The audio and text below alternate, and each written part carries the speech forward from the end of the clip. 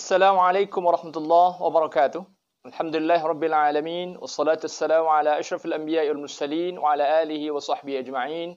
Asyhadu an la ilaha illallah wahdahu la syarikalah wa asyhadu anna Muhammadan 'abduhu wa rasuluhu la nabiyya ba'dah.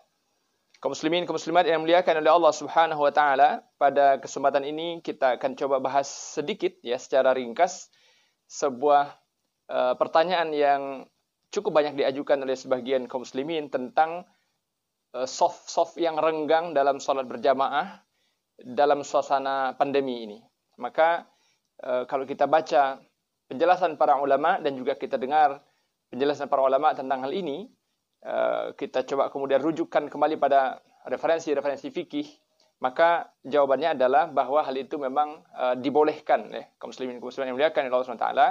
Jadi merenggangkan, membuat jarak ya misalnya 50 cm atau bahkan 1 meter antara satu jamaah dengan jamaah yang lain dalam sholat berjamaah di masjid atau di musholla atau di ruangan kantor atau di mana dalam kondisi sekarang, apalagi untuk kebutuhan sholat Jumat, itu memang dibolehkan. Ya, walaupun memang ada ikhtilaf di antara para ulama, ada perbedaan pendapat di antara para ulama tentang hal ini, tetapi pendapat yang rajih ya, yang kita kuatkan atau dikuatkan oleh sebagian ulama dalam kondisi seperti sekarang adalah pendapat bahwa itu boleh ya, memang itu dibolehkan.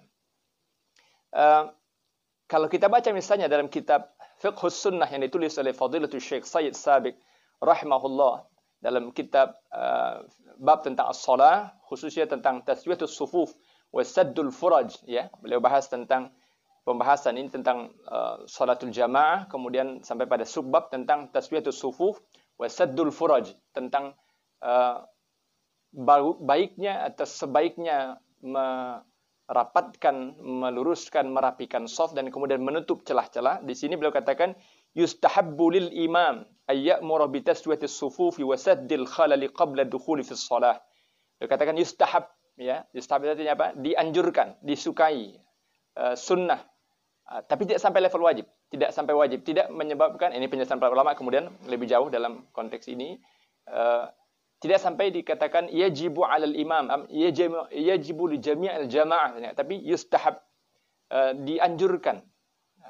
Untuk apa? Untuk merapatkan, meluruskan shaf, merapikannya sebelum salat dimulai. Imam memimpin jamaah untuk merapatkan dan meluruskan shaf sebelum salat dimulai. Ini dalam kondisi apa? Dalam kondisi, kalau dalam kajian usul fikih, ini dalam kondisi yang disebut azimah. Azimah itu apa? Normal. Dalam kondisi normal tidak ada wabah seperti sekarang, tidak ada juga kalau dalam kondisi lain seperti kondisi khauf, perang, dalam kondisi perang dan sebagainya. Dalam kondisi normal, dalam kondisi yang azimah, maka seharusnya atau sedapat mungkin shaf itu apa? Dalam kondisi dirapatkan, diluruskan, dirapikan. Maka kemudian beliau mengutipkan banyak sekali dalil, hadis-hadis Rasul tentang istihbab ya, dianjurkannya merapatkan, meluruskan shaf ini. Tapi sekali lagi levelnya sampai apa? Yustahab tadi, istihbab tadi, dianjurkan. Maka beliau kutipkan misalnya fa'an Anas anna Nabi sallallahu alaihi wasallam qala kana yaqbalu alaina biwajhi qabla ay yukabbir fayaqul tarasu wa'tadilu. Hadis dari Anas, ini diriwayatkan Imam Bukhari Muslim, muttafaqun alaih, dari Anas bahwa Rasul sebelum mulai memimpin salat berjamaah itu menghadap dulu kepada kami, kata Anas ya, menggambarkan kondisi sahabat. Lalu kemudian beliau berkata kepada jamaah, tarasu wa'tadilu, rapatkan, luruskan. Kemudian dalam hadis yang lain beliau bersabda, sawu sufufakum fa inna taswiyata sufuf min tamamis shalah. Rapatkan, luruskan shafmu karena taswiyata sufuf, fa inna taswiyata sufuf min tamamis shalah. Fa inna taswiyata shaffi min tamamis shalah, karena rapat dan lurusnya, rapinya shaf itu min tamamis shalah, merupakan bagian dari kesempurnaan salat. Jadi tidak kemudian menyebabkan batalnya salat, tapi salat menjadi lebih sempurna. Ini dalam kondisi sekali azimah. Azimah itu apa? Kondisi normal.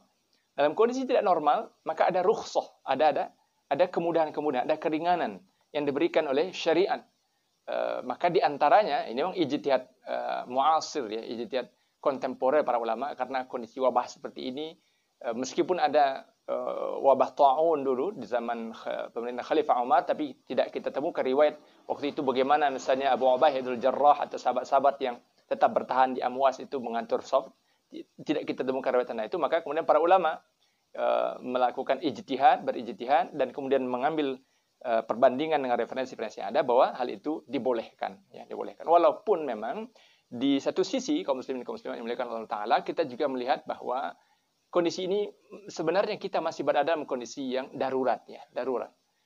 Karena itu sangat baik sekali kita memang juga harus betul-betul berhati-hati mempertimbangkan kapan kita harus ke masjid atau sholat berjamaah. Boleh jadi pilihan untuk sholat berjamaah ke masjid mushola itu belum menjadi prioritas untuk saat sekarang, kecuali sholat Jumat barangkali. Kalau sholat Jumat itu pun juga sebagaimana dikeluarkan fatwa oleh ulama, harus diatur sedemikian rupa, ada protokol kesehatan yang harus diikuti, kemudian juga termasuk jarak antar jamaah ini.